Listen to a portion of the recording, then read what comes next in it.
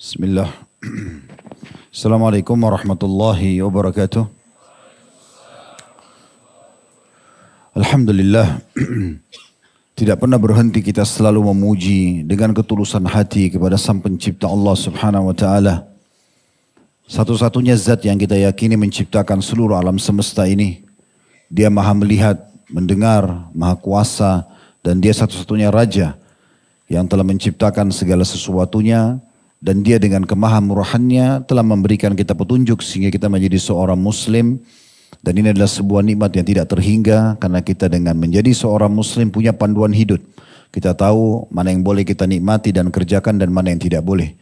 Termasuk insya Allah kita bertemu di salah satu rumah Allah ini dengan tujuan agar kita terus menekuni dan mendalami agama Islam yang akhirnya menambah keimanan kita kepada Allah Subhanahu wa taala. Dan kita punya panduan hidup di dunia ini serta nanti mendapatkan balasan puncak di surga di akhirat sana. Selanjutnya kita panjatkan salam hormat kita kepada manusia yang paling pantas untuk dihormati, dimuliakan. Dan tentunya dengan tujuan juga mendapatkan balasan yang sudah dijanjikan oleh Allah Subhanahu wa taala, yaitu mengucapkan salam hormat kepada Nabi besar Muhammad sallallahu alaihi wa ala alihi wa sahbihi wasallam. Sebanyak jumlah makhluk Allah Subhanahu wa taala dan sesuai dengan apa yang telah Allah ridhoi. Tadi mohon maaf saya sedikit terlambat di belakang karena ada saudara kita yang mau masuk Islam dan beliau sempat syahadat cuma tidak ingin dipublish. Makanya sedikit agak lama tadi karena memang kita memandu dulu. Dan ini memang hak individual tentunya ya. Tidak harus kita memaksakan siapapun untuk bisa di depan umum. Dan alhamdulillah yang penting hidayah Islam sudah datang. Dan jazakumullah khairan teman-teman menjadi penyebab yang membawa tadi saudara kita itu sehingga mau syahadat di rumah Allah Subhanahu wa taala apalagi menjelang bulan suci Ramadan. Semoga Allah ikhlaskan niat dan menjadikan ini adalah tambahan amal buat semua yang sudah terlibat serta juga semoga saudara kita yang baru masuk Islam tadi diberikan istiqamah di jalan Allah Subhanahu wa taala. Allahumma amin. Kali ini insyaallah saya akan memilih tema karena Ramadan sudah di depan mata. Saya ingin mengingatkan diri saya dulu, kemudian baru teman-teman sekalian dengan judul Ramadan Terbaikku. Saudaraku seiman, jangan pernah memulai sesuatu dengan persepsi negatif. Banyak orang, dia tidak mampu mengerjakan satu perbuatan karena dia selalu memulai dengan persepsi negatif. Pikiran-pikiran negatif. Misal contoh, saya kasih contoh yang lain dulu kalau mau sholat malam. Persepsi negatif ini bisa saja dibisikkan oleh syaitan. Nanti mengantuk, besok terganggu kerjaan, ya. Bisa atau enggak, dan berbagai macam persepsi. Nah itu biasa datang. Maka jangan pernah buka pintu ini. Baca a'udzubillahi minasyaitonirrajim, tawakal kepada Allah, baca dulu keutamaannya sholat malam, kemudian bangun, sholatlah. Semua orang kalau sudah melakukan itu, maka Allah akan mudahkan dan berkahi. Tapi selama dia terkurung dengan persepsi negatifnya, maka dia akan sulit mengerjakan. Nah mirip kalau kita tarik ke masalah puasa. Kalau mau puasa seperti ini selalu persepsi negatif yang kita tangkap, bisikan-bisikan syaitan, 1 bulan puasa, bisa enggak ya? Ini bukan waktu yang pendek, 29 sampai 30 hari berpuasa. Berarti di siang hari yang saya biasa makan di pagi hari sarapan, siang hari makan siang, sore mungkin ada cemilan dan segala macam. Ini berhenti total selama 29 sampai 30 hari. Bisa enggak saya lakukan persepsi negatif? Atau nanti saya sehat enggak ya? Saya bisa lalui enggak ya? Dan segala macam bisikan-bisikan yang negatif. Jangan pernah mulai dengan ini teman-teman. Karena memang dari dua sisi kita akan berikan gambaran di pembukaan kita. Dari sisi keimanan, puasa adalah ibadah yang paling besar pahalanya. Sisi keimanan. Artinya kita akan masuk ke 1 bulan di mana bulan ini memang dikenal dengan bulan puasa. Di dalam hadis yang sahih riwayat Bukhari, kata Nabi SAW, kullu amal ibn Adam lahu illa saum. Dalam riwayat lain illa siyam. Semua amal ibadahnya anak Adam sudah ditentukan kadar pahalanya kecuali puasa. Qala Allahu azza wa jal, Allah yang maha mulia dan maha tinggi berfirman, ya fa innahu li wa ana azzi bihi. Karena puasa itu milikku dan aku akan balas secara langsung. Taraka ta'amahu wa syaraba wa syahwatu min ajli. Karena dia meninggalkan makanannya, minumannya, juga syahwatnya karena aku. Lis-shaimi farhatan. Orang yang puasa dipastikan akan mendapatkan dua kegembiraan. Farhatun inda fitri, kegembiraan pada saat buka puasa, dan farhatun inda liqa'i rabbi. Dan juga mendapatkan kegembiraan pada saat bertemu dengan Tuhannya. Kita sedang masuk ke satu zona sebentar lagi kalau Allah masih memberikan kita umur, zona ibadah terbaik. Yang sudah tidak ada lagi angka dalam menilai ibadah ini. Itulah puasa. Itu dari sisi keimanannya. Harusnya seorang muslim kalau faham ini dan dia renungi hadis-hadis yang cukup banyak berhubungan dengan keutamaan Ramadan dan akan kita nanti ingatkan kembali insya Allah di sesi kita ini, maka dia akan mempersiapkan diri untuk menyambut dengan gembira. Karena dia akan masuk ke sebuah ranah atau zona ibadah yang paling besar pahalanya. Apalagi ini hanya dilakukan setahun sekali saja. Sisi yang lain untuk memotivasi kita dalam pembukaannya teman-teman, puasa ini adalah kesehatan. Puasa itu sama dengan sehat. Saya ulangi lagi, puasa itu sama dengan sehat. Dia bukan sebuah penyiksaan. Puasa itu hanya menahan diri kita dari makan, minum, biologis, suami istri yang halal. Dari azan subuh sampai azan maghrib, itu saja. Dari mulai azan maghrib sampai azan subuh lagi dibolehkan. Dan ini adalah untuk kesehatan kita. Andai saja teman-teman tubuh kita ini adalah mesin, robot, mungkin sudah rusak. Dalam 11 bulan kita makan, minum, yang pedas, yang asin, yang panas, yang dingin, tanpa ada batas. Dari pagi, siang, sore, malam. Ya gitu. Kalau tubuh ini kita mesin bisa rusak, butuh diservis. Ramadan datang memberikan servis itu. Kita sedang menservis diri kita. Lihat bagaimana kendaraan kita kalau sudah dipakai setahun belum diservis misalnya. Lalu kita masukin di bengkel keluar, gasnya enak, suaranya enggak bising ya. Semuanya nyaman, klaksonnya bagus, diservis semuanya. Sebenarnya seperti itu. Jadi puasa itu kesehatan, bukan siksaan. Terbukti tidak ada orang meninggal karena puasa. Kecuali ajalnya datang. Kita selama ini bertahun-tahun menjalani puasa, enak-enak saja, enggak ada masalah. Kan itu. Bahkan kegembiraan yang dijanjikan dari dalam hadis yang sudah kami sampaikan oleh Nabi SAW, memang kegembiraan pada saat buka puasa kita bisa rasakan setiap harinya. Karena hilang haus kita, ya, kita juga sudah berhasil ya, mempertahankan ibadah kita kepada Allah Subhanahu Wa Taala dengan mematuhi perintahnya dengan kita berpuasa, menahan diri dari makan, minum, ya, dan juga biologis yang halal. Maka semua ini membawa kita kepada kepuasan tersendiri, ya. Dan kita sudah tahu sekarang terlalu banyak istilah yang disebarluaskan oleh para pakar kesehatan itu ya. Terapi kesehatan dengan puasa. Ya. Mereka istilahkanlah dengan apalah istilahnya, ujungnya sudah dipakai fasting, di awalnya banyak istilahnya. Ada yang cuma 12 jam, ada yang 18 jam, ada yang sampai 36 jam berpuasa. Dan itu semua dianggap sebuah kesehatan. Gitu kan. Karena kita sedang memberhentikan stop masuknya makanan yang bisa juga mengandung racun ke tubuh kita, lalu ada pengelolaan dan kembali servis tubuh kita. Sebenarnya itu kesehatan. Ya. Apalagi ini cuma setahun sekali. Jadi dari sisi keimanan dia adalah ibadah yang paling besar pahalanya. Dari sisi kesehatan atau kehidupan kita manusia adalah sesuatu yang sangat baik. Dan ini teman-teman sekalian awal pembukaan kita bagaimana kita memahami poin ini. Nah bagi orang-orang yang sudah siap untuk melakukan ibadah puasa, sisi yang lain ini ya, dan kita akan sebutkan nanti motivasi kita, kenapa kita harus menyambut Ramadan dengan gembira dan kita jadikan di Ramadan terbaik kita. Karena memang ada orang-orang yang rugi di Ramadan dan jangan kita termasuk di antara mereka. Di dalam sebuah hadis yang sahih disebutkan oleh Al-Mundhir dalam kitab Targhib Tarhib beliau dan juga disahihkan oleh Syekh Albani, Nabi SAW pernah naik mimbar lalu mengucapkan amin, amin, amin 3 kali.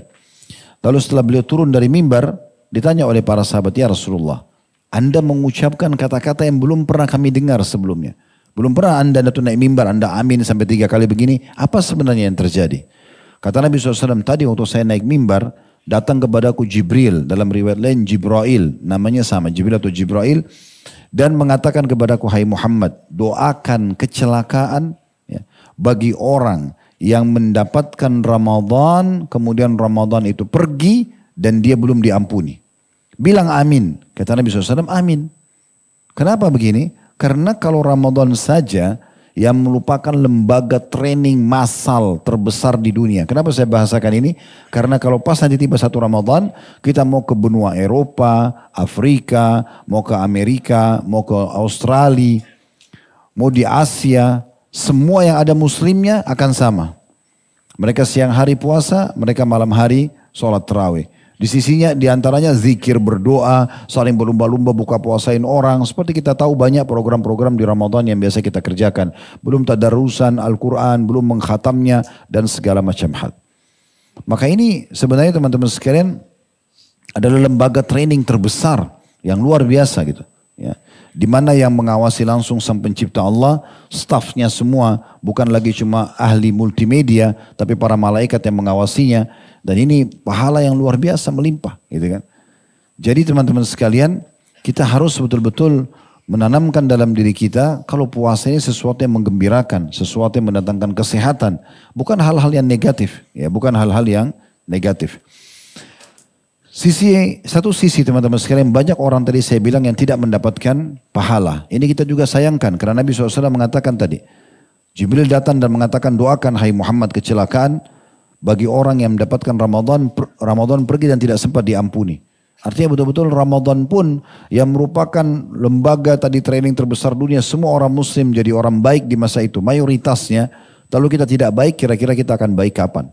Lalu kita akan menjadi orang yang lebih bertakwa kepada Allah itu kapan? Sementara target Ramadan dalam surah Al-Baqarah surah nomor 2 ayat 183 jelas. Ya alladzina amanu kutiba alaikumus siyamu kama kutiba ala alladzina min qablikum, targetnya la'allakum tattaqun.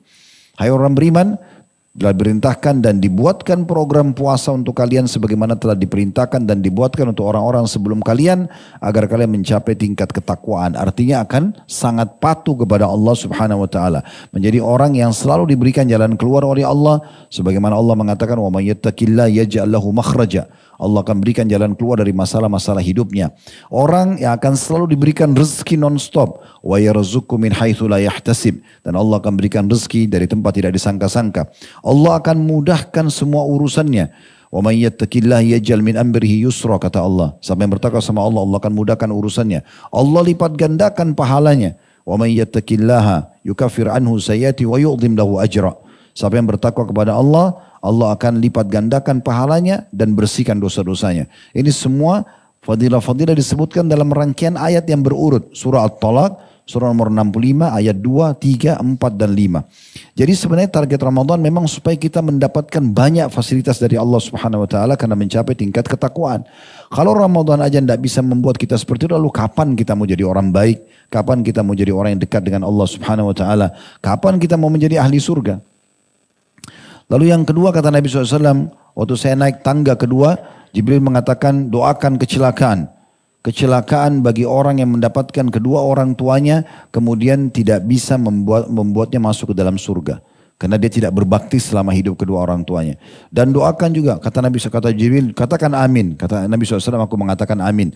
Lalu kemudian Jibril mengatakan lagi, doakan juga kecelakaan bagi seseorang yang mendengarkan namamu disebutkan, hai Muhammad, lalu dia tidak mengucapkan salam kepadamu. Katakan amin, maka kata Nabi SAW, amin. Tapi saksi bahasan kita adalah potongan pertama. Dan juga teman-teman sekalian kita harus hati-hati dengan hadis-hadis seperti ini.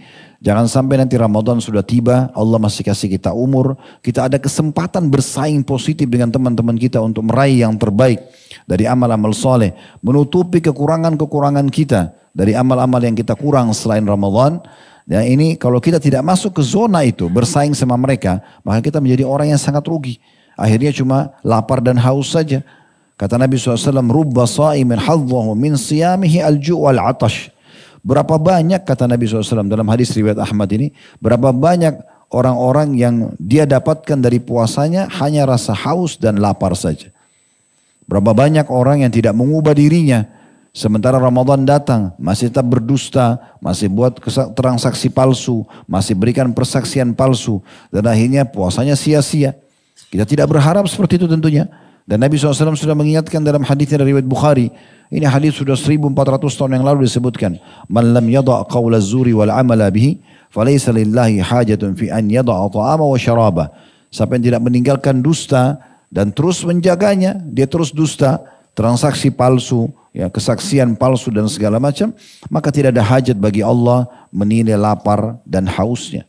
Dan Nabi SAW juga mengingatkan kepada kita, Ramadan, bulan puasa bukan hanya untuk puasa, bukan hanya menjalankan ketaatan, tapi juga bagaimana satu sisi kita mengontrol agar jangan sampai pintu maksiat terbuka lagi dalam hidup kita, supaya maksimal meraih tingkat level ketakwaan itu. Kata Nabi SAW, laisa siyamu minal akli wasyurub. Hakikatnya sebenarnya puasa itu bukan hanya sekedar menahan lapar, makanan dan minuman, tidak makan dan minum. Innamas siyamu minal lagwi war rafath. Tapi puasa yang sebenarnya adalah kalau seseorang menyempurnakan tidak makan, tidak minum, ya, karena Allah yang tadinya halal sampai buka puasa, yaitu orang-orang juga yang bisa menjaga dirinya dari hal yang sia-sia dan juga perkataan-perkataan kotor atau keji. Fa in sabbaka ahadun au jahula alaika, kalau seseorang pada saat kamu sedang puasa coba mengganggumu, ya, mengajakmu bertengkar atau melakukan satu sikap kebodohan kepadamu, mengajak bertengkar, mengajak untuk buat maksiat, faltaqul, kata Nabi SAW, segera kamu ucapkan, inni shaim, inni shaim. Saya sedang puasa, saya sedang puasa. Jadi memang ini bulan training yang luar biasa, bulan pelatihan yang luar biasa. Tujuannya nanti teman-teman, apa yang kita sudah biasa, misalnya puasa nih 1 bulan nanti, usus kita sudah terbiasa untuk mengontrol diri, tidak makan dan minum, ya, tenggorokan juga dengan minum dari mulai azan subuh sampai maghrib. Nanti setelah Idul Fitri kita mulai menerapkan puasa-puasa sunnah. Kita mengerjakan sholat tarawih di malam hari, yaitu sholat tahajud yang dimajukan, karena tarawih artinya santai. Dikatakan tarawih, ya di sini sholat malamnya dikatakan tarawih atau qiyamu Ramadan karena kita lebih santai. Setelah ba'diyah isya kita sudah bisa sholat qiyamul lail. Jadi kalau orang yang 11 bulan selain Ramadan tidak pernah kerjakan tahajud, di Ramadan minimal tercatat dia pernah tahajud di buku amalnya. Itulah tarawih yang dimudahkan. Hampir semua orang mulai mempelajari Al-Quran, kita pun bisa masuk ke zona itu. Kita kalau masuk ke masjid, masjid lebih banyak penuh. Ta'lim dan tadarusan banyak dihidupkan di kantor-kantor, di masjid-masjid, di musola. Itu luar biasa. Persaingan ketat orang-orang yang mau mendapatkan kebaikan-kebaikan dengan membuka puasakan orang. Misalnya itu juga ada. Semua ini menandakan dahsyatnya bulan Ramadan ini teman-teman sekalian. Dan ini bulan yang harus kita betul-betul jaga. Karena bulan ini memang dimuliakan oleh Allah Subhanahu wa ta'ala. Kurang lebih ada sekian belas, bahkan sebagian ulama menyusun sampai puluhan keutamaan bulan Ramadan. Dan ini mungkin tidak asing. Kenapa kita sebutkan tentang keutamaannya? Karena keutamaan setiap amal soleh itu sangat perlu untuk direnungi dan dihafal baik-baik oleh setiap muslim. Ini nanti yang membuat kita semangat mengerjakannya dan juga bisa konsisten menjaga. Karena kita butuh 1 bulan nih. Apa kira-kira bahan bakarnya nih? Supaya kita nanti semangat sampai 1 bulan. Maka kita harus tahu apa yang kita dapatkan. Yang pertama teman-teman sekalian, Ramadan adalah bulan turunnya Al-Quran. Artinya kita dianjurkan lebih dekat dengan Al-Quran. Mungkin selama ini kita cuma dengar Al-Quran. Mungkin kita baca kapan ada waktu. Atau mungkin seminggu sekali cuma baca surah Al-Kahfi. Karena kita anggap ada hadisnya misalnya. Maka Ramadan ini kita diajak oleh Allah Subhanahu wa ta'ala, ayo jadikan Al-Quran ini sebagai sahabat kamu. Ini panduan hidupmu, ini hudan, petunjuk, ini syifa, obat. Dalam ayat-ayat Al-Quran disebutkan begitu. Al-Quran itu adalah petunjuk dan juga obat. Dan Allah SWT sendiri menyebutkan dalam surah Al-Baqarah, surah nomor 2 ayat 185, Syahrul Ramadan alladhi unzila fihil Qur'anu hudan linnasi ubayyinati minal huda wal furqan. Bulan Ramadan adalah bulan yang di dalamnya diturunkan Al-Quran sebagai petunjuk bagi manusia dan penjelasan-penjelasan mengenai petunjuk itu dan pembeda antara yang benar dan juga yang batil. Dan bagaimana Ibnu Abbas menukil kepada kita sikap manusia terbaik, idola kita semuanya orang-orang beriman, Nabi besar Muhammad sallallahu alaihi wa alihi wa sahbihi wasallam.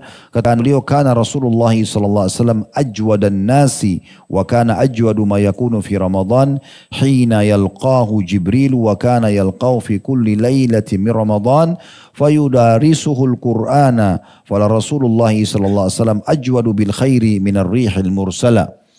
Rasulullah SAW adalah manusia yang paling dermawan, suka memberi dan tidak mau menolak, ya, selalu memberi. Siapapun orang yang minta dia berusaha memberikan semampunya. Dan terutama pada bulan Ramadan, pada saat Jibril alaihissalam menemui beliau pada setiap malam di bulan Ramadan ketika Jibril mengajarkan Al-Quran. Sungguh Rasulullah SAW orang yang paling dermawan daripada angin yang berhembus. Artinya Al-Quran dijadikan sebagai momentum dan program utama di bulan Ramadan selain puasa. Karena Nabi SAW pun belajar dari Jibril alaihissalam setiap malam dari malam-malam Ramadan. Mungkin Anda bertanya, kira-kira apa yang saya dapat sih kalau saya baca Quran Ustaz? Terlalu banyak. Di antaranya Al-Quran akan menjadi penolong bagi Anda hari kiamat. Disebutkan dalam hadis yang sahih. Diriwayatkan oleh Imam Muslim, kata Nabi SAW, Iqra'ul Quran, baca Al-Quran itu. فَإِنَّهُ يَأْتِي يَوْمَ الْقِيَامَةِ شَفِيًا لِأَصْحَابِ. Karena dia akan datang pada hari kiamat menjadi penolong terhadap pembacanya. Al-Quran akan nampak wujudnya pada hari kiamat. Sekarang kita lihat dalam bentuk tulisan. Dinukil di kertas-kertas kita, di aplikasi, di handphone. Tapi nanti di hari kiamat ada wujudnya. Dia pun bisa berbicara. Dia akan memberikan syafaat kepada para pembacanya. Sampai dalam hadis sahih yang lain, kata Nabi SAW, Al-Quran dan puasa dua-duanya akan memberikan syafaat kepada seorang hamba. Al-Quran akan mengatakan, ya Allah sungguhnya aku menahan dia tidur di malam hari. Dengan dia baca di sholat tahajudnya, ya di sholatnya, maka berikanlah syafaat untuknya. Puasa mengatakan, aku telah menahannya dari makan dan minum di siang hari, maka tolonglah dia. Lalu keduanya pun diizinkan oleh Allah memberikan syafaat, maksudnya pertolongan agar hamba yang melakukan tadi, baca Quran dan puasa, selamat masuk ke dalam surga di hari kiamat nanti. Ini baru sebagian kecil dari keutamaan. Belum lagi Nabi SAW mengatakan, Al-mu'minu alladhi yakra'ul Qur'ana wa ya'malu bihi kal utrujja. Orang mukmin yang membaca Al-Quran dan mengamalkannya bagikan buah utrujja. Saya sarankan nanti teman-teman habis kajian ini bisa searching di Google buah utrujja. Biasanya di Timur Tengah ada. Saya pernah juga penasaran ingin cari, ya, apa yang dimaksud dengan utrujja. Karena Nabi SAW menggambarkan ta'muha tayyib wa rihuha tayyib. Baunya wangi dan juga rasanya enak, manis. Ternyata dia bentuknya seperti buah pir gitu ya. Agak besar sedikit. Memang dia wangi kalau dicium dan memang manis sekali kalau dimakan itu ya. Maka Nabi SAW menggambarkan orang mukmin yang dekat dengan Quran, suka membacanya seperti buah utrujja. Keimanannya memberikan bau yang wangi dan baca Qurannya memberikan rasa yang manis. Kemudian kata Nabi SAW, wal mu'min alladhi la yaqra'ul Quran wa ya'malu bihi katamrah ta'muha tayyibun wala riha laha. Sementara orang mukmin yang membaca Al-Quran, orang mukmin yang tidak membaca Al-Quran seperti kurma. Ya, orang mukmin yang tidak membaca Quran tapi dia mengamalkan isinya, dia sholat, dia puasa, tapi dia tidak baca Al-Quran. Kata Nabi SAW perumpamaan seperti kurma, tidak ada baunya tapi rasanya manis, gitu ya. Dan ini menandakan bahwasanya membaca Al-Quran punya kedudukan sendiri. Begitu juga Nabi SAW mengatakan di dalam hadis, kalau tadi itu hadis diriwayatkan oleh Bukhari. Kalau hadis ini hadis riwayat Muslim yang saya ingin bacakan, kata Nabi SAW, Al-mahiru bil-Qur'ani ma'as-safaratil kiramil barara. Orang yang mahir dalam membaca Al-Quran, bacaannya benar, dia rutin membacanya, dia cintai Al-Quran itu, mereka kedudukannya sama dengan para malaikat yang mulia. Diberikan kedudukan yang mulia. Semua yang dinisbatkan pada Al-Quran pasti mulia. Pasti mulia. Jibril alaihissalam juga menambah kemuliaannya sebagai pemimpin malaikat karena dia termasuk menyampaikan Al-Quran kepada Nabi SAW. Nabi SAW ya, termuliakan juga salah satunya karena Al-Quran menjadi mukjizatnya, gitu ya. Siapapun yang ternisbatkan pada Al-Quran pasti akan mulia karena dia adalah kalamullah, ghairu makhluk. Dia adalah perkataan Allah dan dia bukan makhluk. Dia adalah betul-betul langsung perkataan sang pencipta Allah Subhanahu wa taala. Dan Nabi SAW mengatakan juga lanjutan hadisnya, "Walladzi yaqra'ul Qur'ana wa yatata'atahu fihi wa huwa 'alaihi syaqun lahu ajran." Kalau orang yang mahir baca Quran sama dengan para malaikat yang terpilih dan mulia. Kalau orang baca Al-Quran tapi dia terbata-bata, tapi tetap dia berusaha membaca untuk menguasainya, maka dia akan mendapatkan 2 pahala. Ini memang betul-betul luar biasa ya. Tentu ada banyak hal-hal yang berhubungan dengan Al-Quran, diantaranya selain membaca, kita juga coba mentadabburi artinya, ya, merenungi makna-makna, baca terjemahannya, kita coba menghafal, menambah hafalan kita juga coba mengamalkan isinya, semua ini bagian daripada Al-Quran itu sendiri atau bagian hal yang ditekankan di bulan Ramadan. Para ulama salaf Mereka kalau tiba Ramadan ada di antara mereka yang menutup halaqah ilmunya. Hanya fokus ingin membaca Al-Quran. Ini saking besarnya kedudukan Al-Quran. Sampai majelis ilmu pun ditutup. Ada di antara mereka yang menutup perniagaannya. Hanya fokus membaca Al-Quran. Sampai ada di antara mereka yang mengkhatam Al-Quran setiap sehari sekali. Ada yang 2 hari sekali. Imam Syafi'i rahimahullah mengkhatam sehari 2 kali. Karena terus membaca Al-Quran di bulan Ramadan. Karena dijadikan sebagai momentum justru mendekatkan diri dengan Al-Quran. Kemudian yang kedua teman-teman sekalian bisa kita dapatkan adalah kita akan mendapatkan pembersihan dosa di bulan Ramadan ini. Betul-betul akan pemutihan. Ya, kalau Anda kerja di kantor Anda tahu tentunya. Kalau kantor mengadakan pemutihan artinya dibersihkan kesalahan Anda yang lalu-lalu semuanya diputihkan. Ya. Saya dengar juga pemerintah kita sekarang akan memutihkan orang yang mengembalikan uang negara misalnya. Nah itu kan diputihkan. Artinya kalau dimaafkan atau diampuni, kalau Allah SWT ampuni atau mungkin diputihkan kalau kita kerja di perusahaan misalnya, berarti dia akan dapat 2 hal. Yang pertama dia akan selamat dari konsekuensi hukuman terhadap pelanggaran dia. Yang kedua, apa yang tertahan fasilitas yang dia bisa dapatkan karena pelanggarannya juga akan kembali didapatkan. Nah ini manfaatnya. Dan Ramadan iklan resmi teman-teman sekalian kalau dia adalah bulan pembersihan dosa-dosa. Asal Anda memenuhi 2 syarat. Kata Nabi SAW dalam hadis yang masyhur, hadis riwayat Ahmad. Kata Nabi SAW, man sama Ramadana imanan wa ihtisaba ghufira lahu ma taqaddama min dzambi. Barang siapa yang berpuasa Ramadan diikuti karena keimanan dan mengharapkan pahalanya, yakin ini perintah Allah, ada yang lihat, tidak ada yang lihat, tetap aja dia berusaha berpuasa menyempurnakan dan terus mengejar pahala-pahala yang dijanjikan, maka akan dibersihkan dosa-dosanya yang lalu. Jadi ini menandakan memang luar biasa dia adalah pembersihan terhadap dosa-dosa dengan puasa. Bulan Ramadan, bulan yang penuh dengan berkah. Allah berikan keberkahan. Allah buka semua pintu surga. Allah tutup semua pintu neraka. Dan Allah belenggu semua syaitan-syaitan. Dan di dalamnya terdapat malam lebih baik daripada 1000 bulan. Hanya ada di bulan Ramadan. Semua ini disatukan dalam sebuah hadis. Hadis ini diriwayatkan oleh Imam Ahmad. Kata Nabi SAW, "Qad ja'akum syahrul Ramadan, syahrun mubarak." Telah datang kepada kalian bulan Ramadan, bulan yang penuh dengan keberkahan. Keberkahan berarti betul-betul mencukupi. Makanya kita biasa Ramadan itu merasa makanan yang kita konsumsi, minuman cukup aja. Begitu juga waktu kita terasa panjang, kita bisa maksimalin. Ya, banyak ibadah yang kita kerjakan Ramadan yang kita tidak kerjakan di luar Ramadan. Iftaradallahu alaikum siyama. Allah telah mewajibkan kalian berpuasa padanya. Fihi yuftahu abwabul jannah. Di bulan Ramadan khusus dibuka pintu-pintu surga.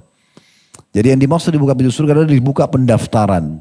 Jadi seakan-akan ada iklan resmi mulai nanti 1 Ramadan sampai akhir Ramadan. Yang mau jadi ahli surga silakan daftar. Ikuti syaratnya. Puasa siang hari, sholat malam di malam harinya. Dibersihkan dosa, terdaftar di surga. Itu kan luar biasa. Jadi terbuka pendaftaran. Ini ibaratnya gini. Kalau ada satu perusahaan teman-teman buka pendaftaran untuk menjadi pegawai 1 Januari sampai 31 Januari misalnya. Orang yang mengajukan ya, pendaftaran untuk menjadi pegawai itu persentase diterimanya kan lebih besar. Dibandingkan orang cuma bilang saya mau kerja situ tapi nggak pernah melamar. Kan tidak mungkin. Nah mirip seperti itu. Ramadan terbuka pintu surga. Ayo mau masuk silakan. Ini setahun sekali loh. Ini kesempatan emas. Daftarkan diri kita. Dengan melakukan ketaatan-ketaatan yang sudah Allah perintahkan. Maka terdaftarlah di surga gitu kan. Jangan-jangan cuma menjadi mengkhayal. Oh saya mau masuk surga tapi nggak pernah mendaftar. Dan juga dikatakan wa yughlaqu fi abwabul jahim. Ditutup semua pintu-pintu neraka. Artinya teman-teman sekalian kesempatan emas menyelamatkan diri kita dari api neraka. Dalam sebuah hadis yang lain kata Nabi SAW, Inna lillahi utaqa minan nari fi kulli lailatin min Ramadan. Sesungguhnya Allah membebaskan hamba-hambanya dari api neraka di setiap malam dari malam-malam Ramadan. Jadi kita bisa menghapus diri kita, menyelamatkan. Kalau kita pun ada nama terdaftar di neraka, bisa kita hapuskan hanya di Ramadan. Minta kepada Allah agar kita masuk daftar dari salah satu orang yang dihapus namanya. Ya, ini yang dimaksud dengan utaqa minan nar, ya, atau dibebasin dari api neraka. Dan kata Nabi SAW itu terjadi setiap malam dari malam-malam Ramadan. Kita perlu tahu teman-teman sekalian, setiap orang di antara kita sekarang, selama dia belum meninggal dunia, dia punya 2 tempat. Saya dan Anda semua sama, di surga ada, di neraka ada. Kalau kita meninggal dalam keadaan iman, ya, dan memang pantas kita masuk surga karena dosanya sedikit misalnya lebih berat amal solehnya, kita masuk surga. Tempat neraka kita tidak akan pakai. Tapi kalau orang itu meninggal dalam keadaan kafir, munafik, karena ada orang muslim lalu akhir hidupnya murtad, bisa saja. Tadinya dia harusnya masuk surga tapi dia murtad, dia masuk neraka nanti. Maka dia akan huni tempat yang di neraka, tempat di surga dia tidak pakai. Ada juga orang muslim tapi usat, banyak dosanya, usatul mukminin istilahnya. Jadi waktu ditimbang amalnya di hari kiamat nanti dosanya lebih berat daripada amal solehnya, maka dia masuk neraka dulu. Dia tempati tempatnya di neraka sampai dosanya bersih, baru dia masuk ke dalam surga. Nah, di bulan Ramadan kita kesempatan bisa hapus nama kita dari neraka itu. Mohon kepada Allah SWT supaya tidak ada tempat kita di neraka. Artinya kita minta agar setelah Ramadan ini atau selama Ramadan kita diselamatkan oleh Allah Subhanahu wa taala dari semua dosa dan akhirnya kita berbuat amal saleh.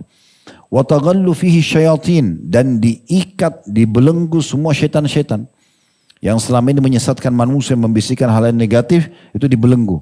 Mana belenggu? Tangan dan leher juga kaki diikat. Tapi ingat, bukan berarti tidak menggoda. Cuman memang dibelenggu. Makanya dalam riwayat yang lain, maka mereka tidak ada luasa menggoda seluasa di luar Ramadan. Artinya masih tetap digoda. Kalau anda bilang, Ustaz, ada orang Ramadan masih tetap tidak puasa, masih merokok di pinggir jalan, masih ini dan itu. Ya itu karena dia, jangan bilang kok syaitannya katanya diikat. Ya karena memang dia sohibnya syaitan. Nah iya, memang dia temannya syaitan. Ada orang teman-teman, tidak perlu syaitan goda. Tidak perlu digoda, memang temannya syaitan.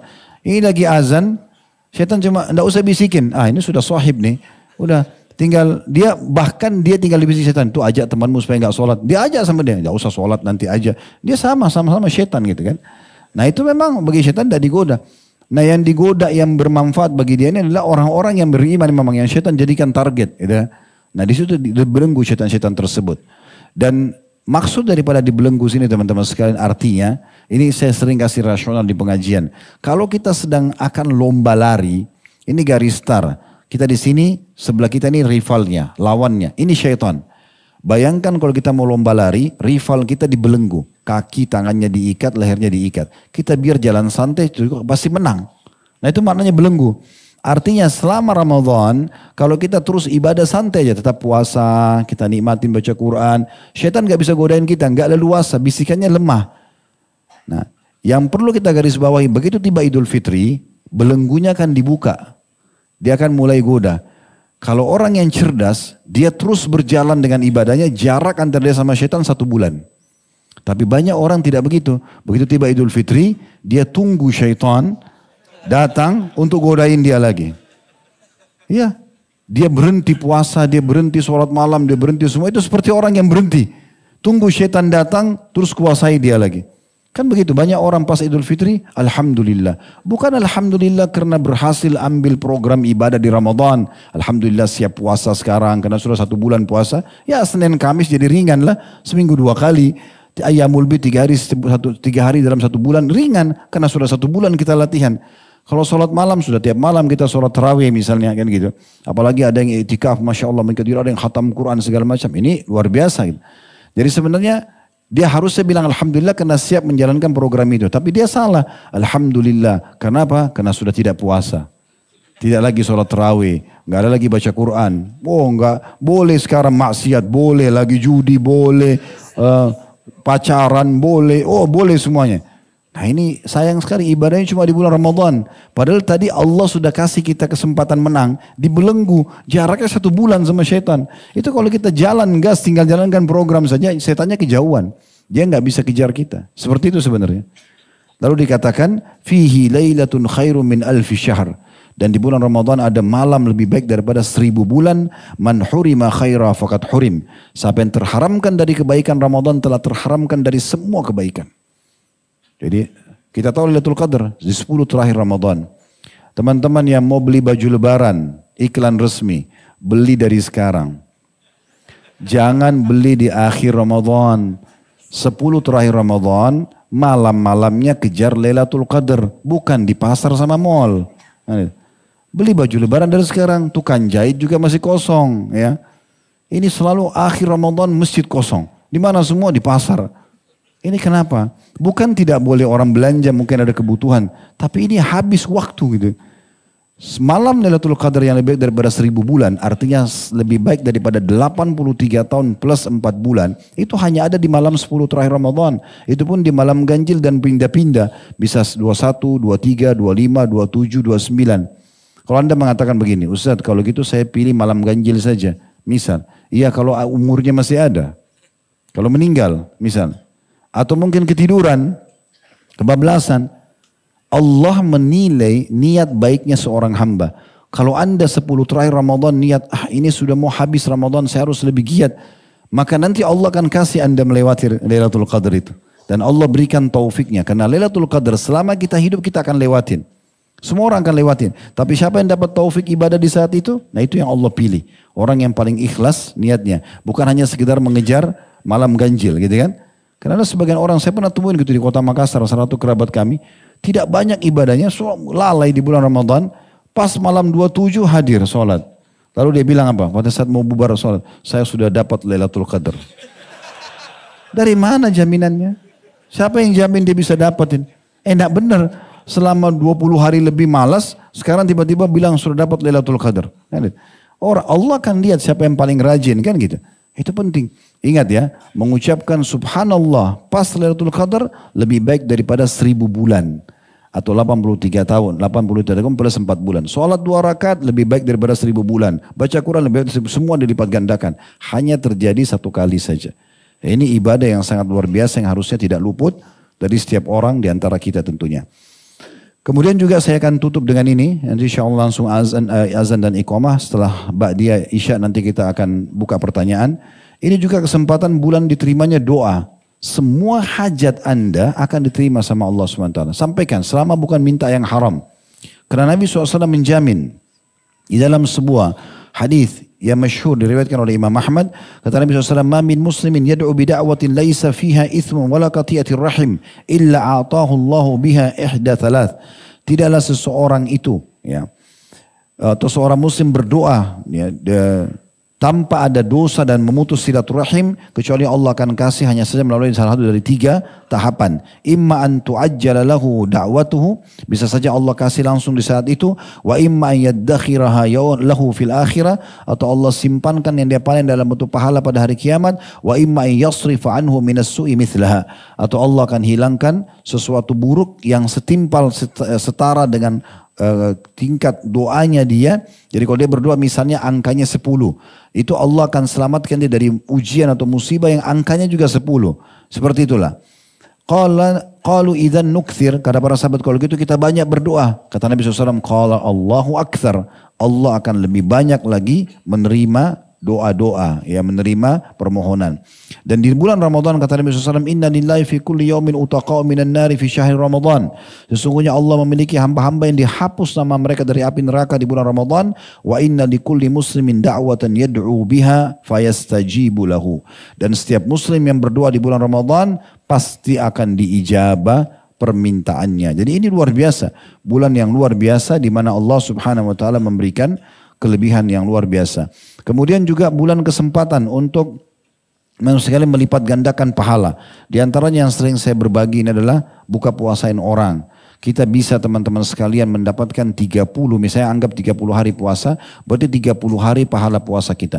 Tapi kita bisa dapat 60 pahala puasa, bisa 90 pahala puasa, bisa 120, bisa 100, kedapatan 30. Gimana caranya? Buka puasain orang.